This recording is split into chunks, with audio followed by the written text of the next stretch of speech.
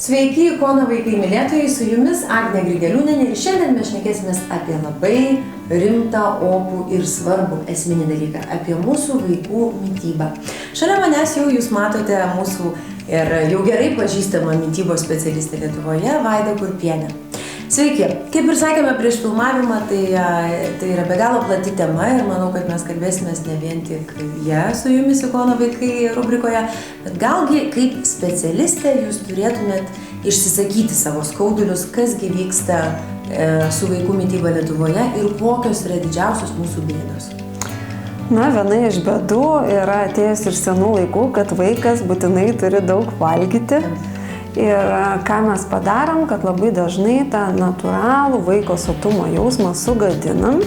Ir tų momentų, kol jis dar mažiukas, labai daug bėgioja, yra fiziškai aktyvus, na, kaip ir lyg ir nieko tokio. Tačiau, kada jisai paauga, paauglystė praeina, medžiagų apytaka sulėtėja ir tada turim bėdų. Atsitinka taip kaip man. Netikėtai. Tai kągi tie tėvai daro? Per daug maitina, per dideliam porcijom, per riebus maistas, kas tai yra? Įvairiai. Pirmiausia, ką reikėtų žinoti, ne tiek atkreipti dėmesį, bet žinoti, kad vaikų sotumo jausmas kinta. Tai reiškia, kad vieną dieną jisai gali suvalgyti daugiau negu tėtis, o kitą dieną kaip pelytė. Ir vaikui leisti apsispręsti, kiek jisai turi valgyti, bet tėvai turėtų nustatyti valgymo režimą. Kas tai yra? Tai yra kas kiek laiko valgo, nes neturėtų būti taip, kad aš dabar nevalgiau brokolį ar ten žuvies, tik tai pakapščiau ar nebūdamas vaikas ir žinau, kad po 15 minučių mama galvos, kad man kažkas baisaus atsitiks, kadangi nepavalgiau ir gausiu saldų sūrelį arba saldų jogurtą, taip, kas yra desertas. Ir taip tėvai vėlgi iškreipia tą valgymą, nevalgymą. Tai turėtų būti labai aišku, tai yra valgymo metas, valgo visa šeima.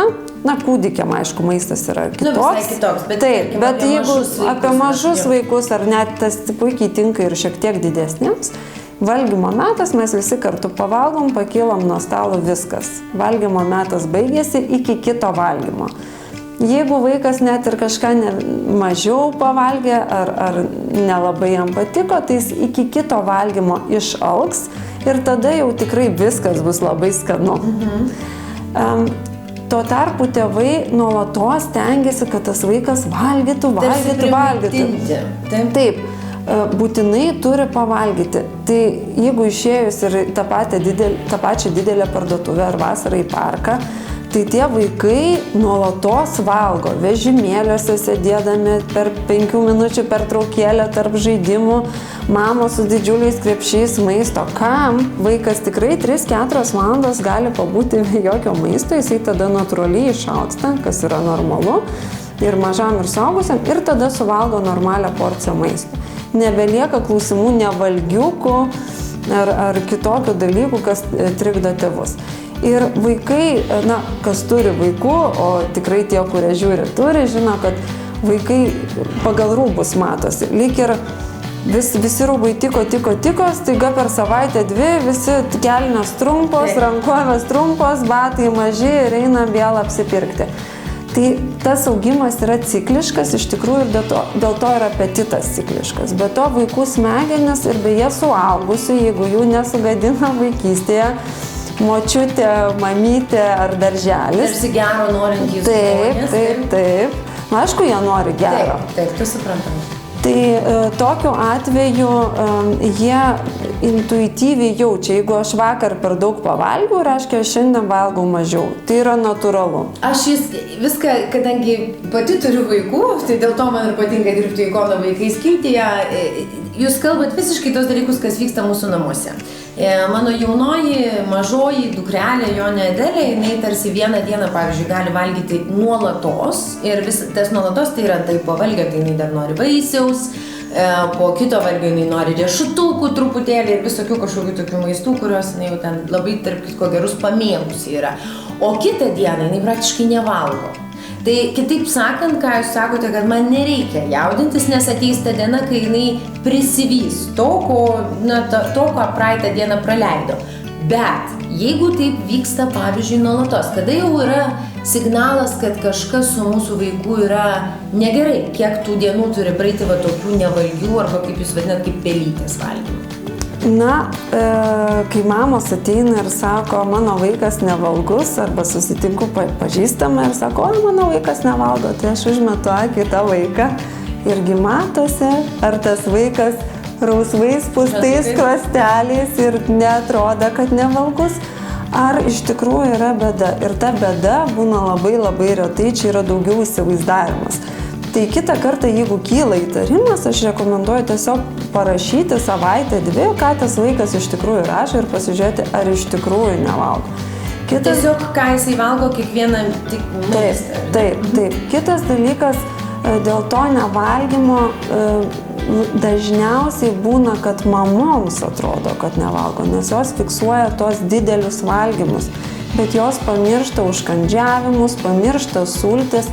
Ir jeigu vaiko dar vis nesugadintas sotumo jausmas ir jis pakankamai gavo tų saldumynų, nors mamom gali neatrodyti, kad tai yra saldumynai, pavyzdžiui, sultis, tai yra didelis desertas, jisai kilokalorijų kiekį susirinko ir natūralu, kad jisai nenori valgyti tų pagrindinių patiekalų. Ir tada mamai ar močiutei, ar aukliai atrodo, kad vaikas nevalgo, nors iš tiesų taip nėra. Kad jis gauna menkavertį maistą, tai taip. Kitaip sakant, yra per daug saldumynų, per daug kažkokių sulčių, sultis geriau keisti vandeniu. Be abejonės. Tai yra per daug užkandžiavimų. Tai pirmas dalykas, reikėtų išravėti tos užkandžiavimus ir padaryti normalų maisto ciklą ir tada matyti, ar iš tikrųjų tas vaikas nevalgo. Ir aišku, mažus vaikus paprastai dar veda bent jau kartą per metus, dažniau pas gydytoją apžiūrai, ten jos pasveria, pamatuoja ir jeigu kažkas tikrai negerai pasako. Bet tai iš tiesų yra retas atvejis ir daugiausia tai yra įsivaizdavimas ir neteisinga mityba tarp valgymų. Gerai, jeigu mes jau kalbam apie tai, tai toks mes stengiamės visuomet padėti mūsų tėvams auginti savo atšalas, tai baigiant apie tai, jūs sakote apie teisingą ciklą, apie kažkokį, reiškia, valgymų ten schemą, pagal kurią vaikas valgo. Tai procentaliai, kiek jis per dieną turi suvalgyti angliavandenių, mėsytės ten ir taip toliau žalumynų ir vaisių? Ir kitas klausimas, visgi ar egzistuoja kažkokios geriausios valandos valgymui? Procentaliai yra tie procentai, bet aš tikrai nerekomenduoju tai akcentuotis. Labai svarbu, kad vaikas gautų ne tik tai vaisių, bet ir daržovių ir tame tarpe šviežių daržovių. Bet vėlgi jas vaikas valgys tik tada, jeigu šeimoje yra valgoma ir ne tik, kad šeimoje, bet kad mato, kad mama ir tėtis valgo, nes jeigu jie valgo atskirai, vaikai nemato ir tada nenori. Tik tai koks yra skirtumas nuo suaugusių, tai kad suaugusių didžiausias maisto kiekis turėtų būti iki pietų imtinai. Tuo tarpu vaikų skrandukai yra maži, jų pilveliai tai maži, ir į tos skrandukus telpa mažiau maisto. O kad įsivaizduoti, tarkim, mano ir mano 6 metų dukros kilokalorijų norma, jeigu, tarkim, aš nesportuoju, tai yra labai panaši.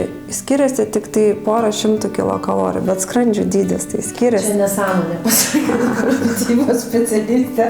Mūsų kilokalorijų dozė turi būti daug didesnė negu šalių. Labai neteisybė. Ne, aišku, aš kad juokauju. Ja, bet aš, pavyzdžiui... Bet kažką noriu pasakyti, kad tas maisto kiekis, tai reiškia, jiems reikia tolygiau. Bet mes ir nelakstom tiek, kiek 6 metų mergaitės. Na, kaip pasakysi. Gerai, o yra tas laikas kažkoks, kuris yra teisingas, tarkim, nuo kada pradėti valgyti tą dieną ir kada vėliausiai visai šeimai pabaigti valgyti? Čia jeigu 5 minučių reportažas, tai atskirai reikėtų daryti. Trumpai. Tai pirmiausia, kad vaikas turi valgyti pusryčius ir tą žino visi. Kur būna pametami pusryčiai, tai būna, kai vaikas lanko darželį, pusryčiauja darželį ir tada išeina į 1 klasę, bet ritmas išlieka tas pats ir tėvai kaip ir namie nedavė valgyti pusryčių. Darželio metu, taip ir į mokyklą išėjus pamiršta, kad reikia duoti tos pusryčius ir tai formuojasi blogas įprotis, tada nori saldumynų, bandelių, sūrelių ir panašių dalykų. Tai pusryčiai yra būtinai. Na ir tada užkandžiai, vėlgi, kada, kiek valgyti ir kokiom valandom labai priklauso, koks yra vaiko ritmas. Kada jis grįžta iš mokyklos, ką jisai tenai gali gauti, ar jisai nešasi dėžutę, ar jisai valgo mokykloje kažkokius užsakytus pietus. Čia jau labai reikia žiūrėti konkrečią situaciją ir visiems bendrų taisyklių nėra. Vienintelį dar dalyką prie tų pusryčių, ką dar norėčiau pridurti, dėl vakarienės.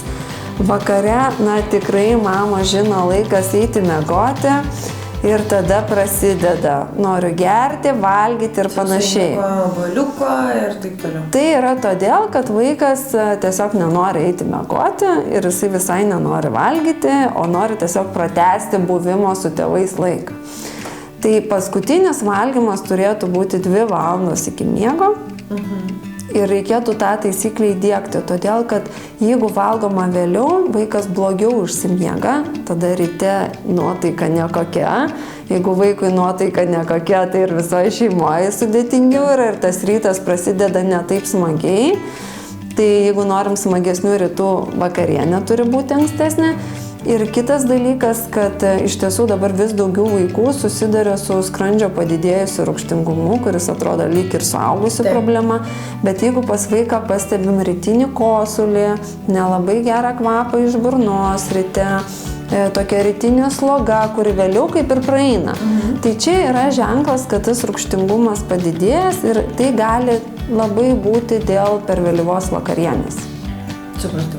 Ačiū Jums labai, nežinau kaip Jums.